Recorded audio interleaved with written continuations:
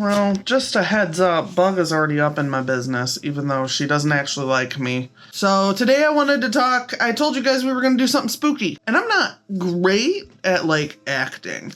So, I can't, do a spooky video, but I can talk about something that is spooky, which is...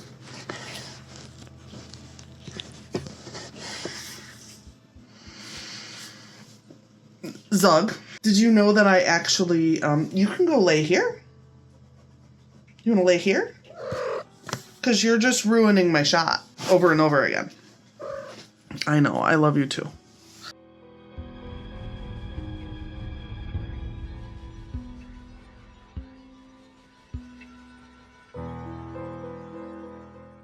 Well, the spooky thing I was trying to talk about was scams. So today I wanted to talk about vanity presses. And vanity press was something we talked more about, I think, before the self-publishing boom. Why the fuck did you just bite me? It was more prevalent before the boom of self-publishing, but it has not actually gone away. A lot of these vanity presses have kind of rebranded themselves, a lot of them as hybrid publishers. The problem with these places is that the ordinary way things work is you get an agent, the agent gets you set up with a publisher, the publisher takes care of all of the pieces. The big difference is that the vanity presses put some of the costs on you. Fundamentally, that is not a problem. The thing with vanity presses is that you're frequently being fed kind of the story that you will be making the money on the back end. For instance, you pay $3,000 and then they give you 100 books. Those books, they say you're gonna make, so much money off of blah, blah, blah. First of all, book sales is not really, one book's book sales is not really an author's bread and butter. The idea that you're gonna just make a killing off of one book and then that's gonna pay your mortgage is pretty unlikely. It's not impossible. Nothing's impossible, but it is unlikely. So when you start getting fed things about how much money you're going to make and how it's worth it to put out the money because you're gonna make it all back, seriously, listen closely. As soon as somebody starts promising you that you're gonna make money back on an investment, whether it be in yourself or in them or in someone else, be suspicious, because there is not a guarantee. That's why it's an investment, and that's why everyone doesn't just put their money into doing these things, is because you could very well lose all your money. You could lose most of your money, you could lose some of your money. The idea that you're gonna make back all of your money is never guaranteed, and it's almost never true. There are a few different websites that you can go to kind of try to check and see if the company you're working with is reputable. I'm going to try to put those down in the comments below. I'm also going to put kind of the different websites that I looked at to talk about this. I don't do well with scripting, so most of what I do is this kind of where I just talk to you guys, because if I start scripting, you're gonna feel very uncomfortable because it's gonna feel really fake. I'm not made for that life. I'm made for this talking shit life. So that's just how that goes. One of the other things that you probably want to do is check out the IBPA, which is the Independent Book Publishers Association. They have a lot of resources on reputable things versus irreputable things, as well as places that have already been caught to be being shifty, and also things that you can look at that might tell you whether or not what you're dealing with is shifty. So I highly recommend that you check those out. Once again, the links will be down below. I just wanted to kind of open this up because I feel like we don't really talk about the vanity press problem as much because it is harder to see, I think, is probably the reason. It's more disguised because self-publishing is an actual real thing, so it makes it harder to see. But when you're going to front all of the cost or a large portion of the cost, and someone else is going to reap a large portion of the benefit, you're getting robbed, and that's not cool, and that's not fair. I do know that in the olden days that vanity publishers were very much of the opinion that your work was perfect. If you start getting treated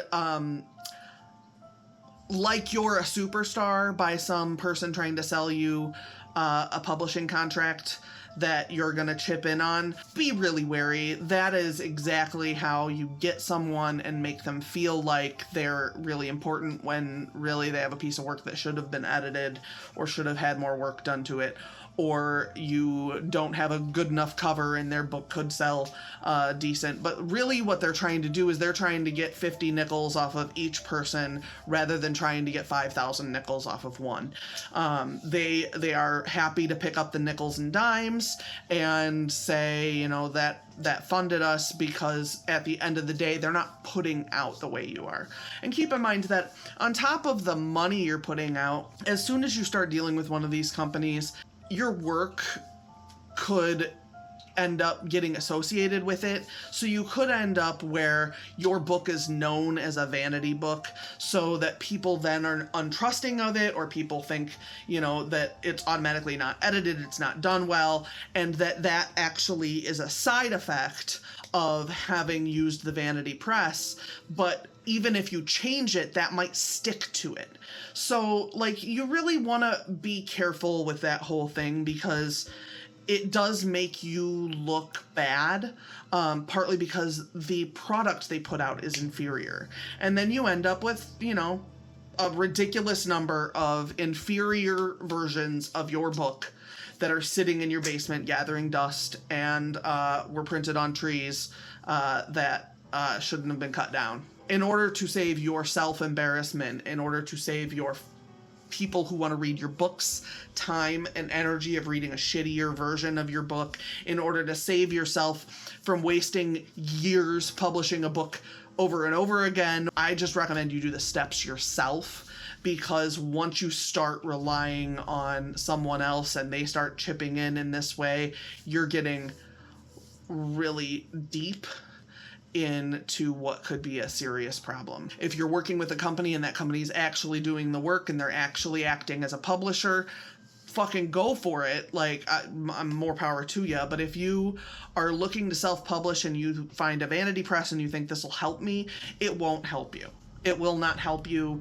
It will only harm you. It will only serve to take your money, and it might help you put out an inferior product that your name will then be attached to that could look bad on you down the road. You don't want to be known as the person who put out the worst book ever or something, you know.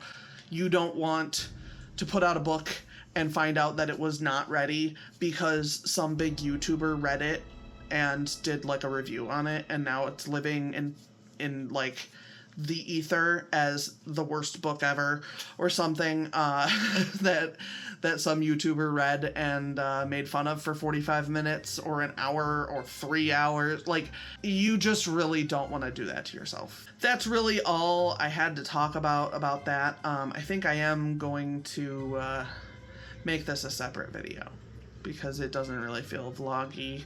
Thank you guys for hanging out with me. I'm sorry that this is just like a random extra video, but scams are spooky, and being labeled the shittiest writer ever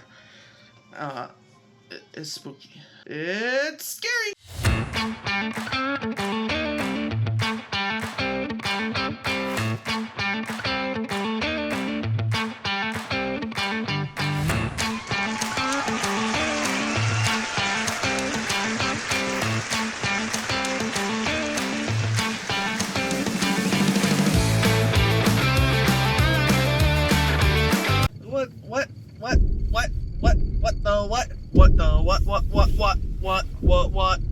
What?